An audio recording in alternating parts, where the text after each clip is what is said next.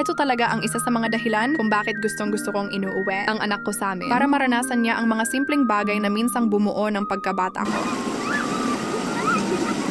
Ang maligo sa ilog na minsan ding naging playground ko noon. Hindi man ito mamahaling bakasyon o magagarang pasyalan, pero ito ang mga alaalang dadalhin at pahahalagahan niya paglaki. Mga alalang hindi nabibili. Sobrang saya ng puso ko na makita siyang masayang nakikipaglaro, naliligo sa ilog kasama ang lola niya. Habang pinapanood ko sila, para bang bumabalik din ang sarili kong pagkabata. At iyon ang klase ng mga sandaling gusto kong maranasan at maipamana sa kanya.